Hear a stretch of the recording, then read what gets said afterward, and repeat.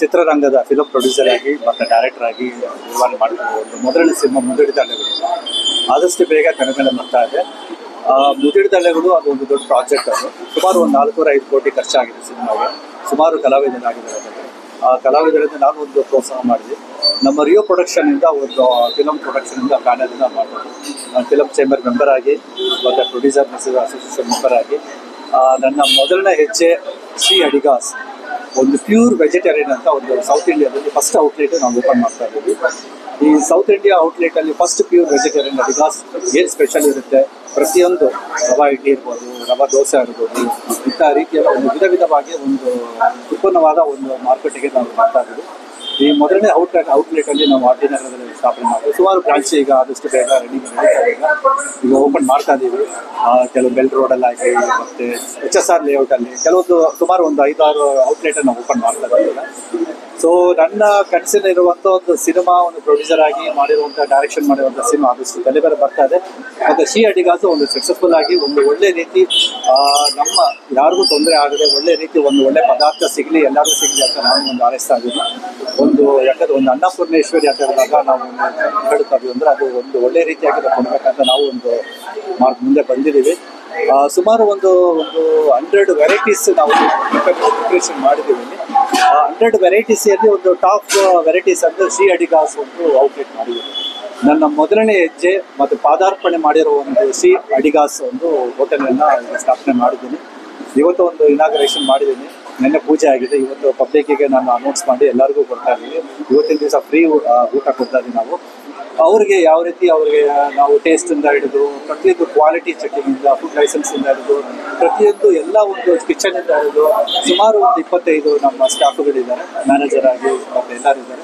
ಮತ್ತು ನಮ್ಮ ಮಿಸ್ಸಸ್ ಕೂಡ ತುಂಬ ಸಾಥ್ ಕೊಟ್ಟಿದ್ದಾರೆ. ಒಂದು ಒಳ್ಳೆ ರೀತಿ ನಾವು ಒಂದು ಉತ್ಪಾದನೆ ಮಾಡಿ ಅವರಿಗೆ ಒಳ್ಳೆ ರೀತಿಯಲ್ಲಿ ಸಿಗಬೇಕಂತ ಒಳ್ಳೆ ಸಿಗಬೇಕಂತ ನನಗೊಂದು ಆಸೆ ಆಗಿದೆ. ಸೊ ಖಂಡಿತ ಅದನ್ನು ನಾನು ಪೂರ್ಣಿಸ್ತೀನಿ, ಎಲ್ಲರಿಗೂ ಸಂತೋಷಪಡಿಸ್ತೀನಿ ಅಂತ ಒಂದು ನಾನು ಯೋಚನೆ ಮಾಡ್ತೀನಿ. ಸೊ ನಿಮ್ಮ ಸಾಥ್ ಕೂಡ ನನಗೆ ಬೇಕಿದೆ. ಮತ್ತು ಎಸ್ಪೆಷಲಿ ಯೂಟ್ಯೂಬ್ ಚಾನಲ್ಸ್ ಅವರಿಗೆ ನನ್ನ ಧನ್ಯವಾದಗಳನ್ನು ಸಮರ್ಪಣೆ ಮಾಡ್ತೀವಿ. ಯಾಕೆಂದರೆ ಸುಮಾರು ಈ ಶ್ರೀ ಅಡಿಗಾಸು ಎಲ್ಲರಿಗೂ ರೀಚ್ ಆಗಲಿ, ಎಲ್ಲರೂ ಟೇಸ್ಟ್ ಮಾಡಲಿ. ಅದರ ಟೇಸ್ಟನ್ನ ಒಂದು ಒಳ್ಳೆ ಶ್ರೀ ಅಡಿಗಾಸು ನಮಗೆ ನಮ್ಮ ಕರ್ನಾಟಕದ ಶೈಲಿಯಾಗಿ ಒಂದು ಉತ್ಪನ್ನವಾಗಿ ಬೆಳೆಯಲಿ ಅಂತ ನನಗೂ ಒಂದು ಸಾಥ್ ಕೊಡಿ. ಖಂಡಿತ ನಿಮ್ಮ ಸಾಥ್ ನಮ್ಗೆ ಸಿಗುತ್ತೆ ಅಂತ ಯೋಚನೆ ಮಾಡ್ತಾ ಇದ್ದೀವಿ. ಎಲ್ಲರಿಗೂ ಧನ್ಯವಾದಗಳು. ಮತ್ತೆ ವಿಸಿಟ್ ಮಾಡಿ ಟೇಸ್ಟ್ ನೋಡಿ, ನೀವು ಸಂತೋಷ ಪಡ್ತೀರಂತ ನಾನು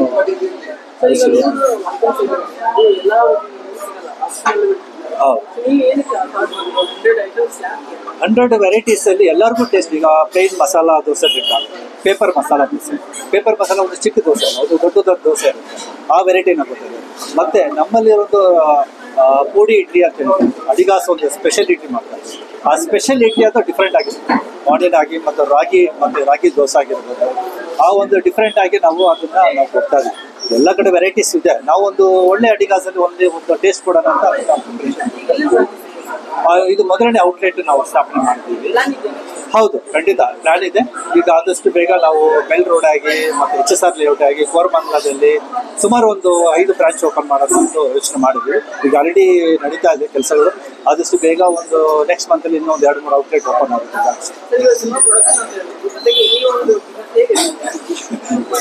ತುಂಬ ಕಷ್ಟ ಇದೆ, ಬಟ್ ಆದರೆ ಬ್ಯಾಲೆನ್ಸಿಂಗ್ ನಡೀತಾ ಇದೆ. ನಮ್ಮ ಮಿಸ್ಸಸ್ ಸಾಥ್ ಕೊಟ್ಟಿದ್ದಾರೆ, ಅವ್ರು ನೋಡ್ಕೊಂಡು ಹೋಗ್ತಾ ಇದ್ದಾರೆ.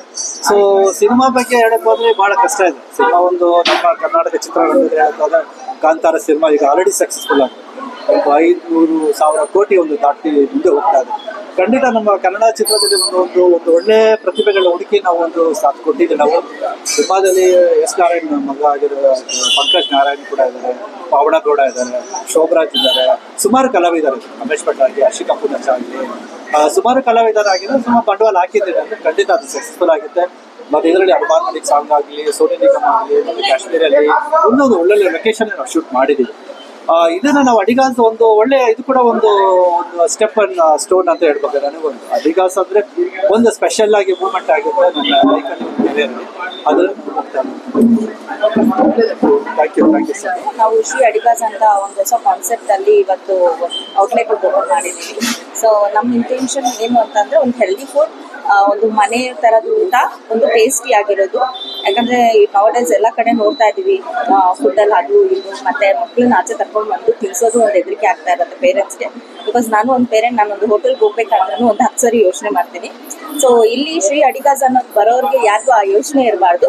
ಸೊ ಮನೇಲಿ ಏನು ಅಡುಗೆ ಇದೆ ಅದೇ ತರ ಅಡುಗೆನೂ ನಾವು ಮಾಡಕ್ ನೋಡ್ತಾ ಇದೀವಿ. ಅಂಡ್ ಪಬ್ಲಿಕ್ ಅವ್ರಿಗೂ ಒಂದು ಒಪಿನಿಯನ್ ತಗೊಂಡು, ಇವನ್ ಇನ್ ಕೇಸ್ ಅವ್ರಿಗೇನಾದ್ರೂ ಇಷ್ಟ ಇದ್ರೆ ಅದನ್ನ ನಾವು ಒಂಥರ ಡಿಫ್ರೆಂಟ್ ವೆರೈಟೀಸ್ ಮಾಡಿಬಿಟ್ಟು ಅವ್ರಿಗೇನೆ ಕೊಡೋಣ ಅಂತ ಹೇಳ್ಬಿಟ್ಟು ಯೋಚನೆ ಮಾಡ್ತಾರೆ. ಸೊ ಒಂದು ಯೂನಿಕ್ ಕಾನ್ಸೆಪ್ಟ್ ಅಲ್ಲಿ ಬರೋಣ ಅಂತ ಯೋಚನೆ ಮಾಡ್ತಾ ಇದ್ದೀವಿ. ಸಜೆಷನ್ ಅಫ್ಕೋರ್ಸ್, ಮನುಷ್ಯ ಹುಟ್ಟೋದೇ ಲೈಫಲ್ಲಿ ನಮ್ಗೆ ಗೊತ್ತಿಲ್ಲ ಯಾವ ಜನ್ಮದಲ್ಲಿ ಹುಟ್ತೀವಿ ಯಾವ ಜನ್ಮದಲ್ಲಿ ಇರಲ್ಲ ಅಂತ. ಇರೋ ಒಂದ್ ಜನ್ಮದಲ್ಲಿ ಅಟ್ಲೀಸ್ಟ್ ನಮ್ಮ ಕೈಯಿಂದ, ಈಗ ಮಾಡೆಲಿಂಗ್ ಅಲ್ಲಿ ಅಂತಂದ್ರೆ ನಾವು ಆದಷ್ಟು ತುಂಬಾ ಜನಕ್ಕೆ ಮೂವಿ, ಸೀರಿಯಲ್ಸ್, ಆಕ್ಟ್ರದಲ್ಲೆಲ್ಲ ಇಂಟ್ರೊಡ್ಯೂಸ್ ಮಾಡ್ತಿದೀವಿ. ಅಂಡ್ ಇವಾಗ ಈ ಅಡಿಗಾಸು ಅಷ್ಟೇ, ಹೋಪ್ಫುಲಿ ಮುಂದಕ್ಕೆ ಚೆನ್ನಾಗಿ ಹೋದ್ರೆ ನಮ್ಮ ಚಿತ್ರದ ರಂಗದಿಂದಾನೆ, ಈಗ ಎಕ್ಸಾಂಪಲ್ ಊಟಕ್ಕಾಗ್ಲಿ ಏನೇ ಇದ್ರು ನಾವು ಇಲ್ಲಿಂದಾನೆ ನಾವು ಕಳಿಸ್ಬೋದು. ಈಗ ಚಿತ್ರರಂಗದಲ್ಲಿ ತುಂಬಾ ಜನ ಶೂಟಿಂಗ್ ಇದ್ರೆ ಮಾತ್ರ ಅವ್ರಿಗೆ ಕೆಲಸ ಇರುತ್ತೆ, ಶೂಟಿಂಗ್ ಇಲ್ಲ ಅಂದ್ರೆ ಕೆಲಸ ಇರಲ್ಲ. ಸೊ ಅದು ಬಿಟ್ಟು ಆ ಯೋಚನೆ ಬರಬಾರ್ದು ಅವ್ರಿಗೆ, ಬೇರೆ ಶೂಟಿಂಗ್ ಅಲ್ಲೇ ಮಾತ್ರ ಇರಬೇಕು. ಅದು ಬಿಟ್ಟು ಬೇರೆ ಕಾನ್ಸೆಪ್ಟ್ ನಮ್ಗಿದೆ, ಐಡಿಯಾಸ್ ಇದೆ. ಸೊ ಬೇರೆ ತರ ನಾವು ಏನಾದ್ರು ಪ್ರಯತ್ನ ಪಟ್ಟರೆ ದೊಡ್ಡದೇ ಅಂತಲ್ಲ, ಚಿಕ್ಕದಿಂದ ಪ್ರಯತ್ನ ಪಟ್ಟರೆ ಎಲ್ಲ ಸಾಧ್ಯ ಆಗತ್ತೆ ಅಂತ ಒಂದು ಯೋಚನೆದಲ್ಲಿ ನಾವಿದ್ದು ಸ್ಟಾರ್ಟ್ ಮಾಡ್ತೀವಿ ಅಷ್ಟೇ. Thank you. ಅಡಿಗಾಸ್ ಅನ್ನೋ ಹೋಟ್ಲು ಶಂಕರ್ ಅವರು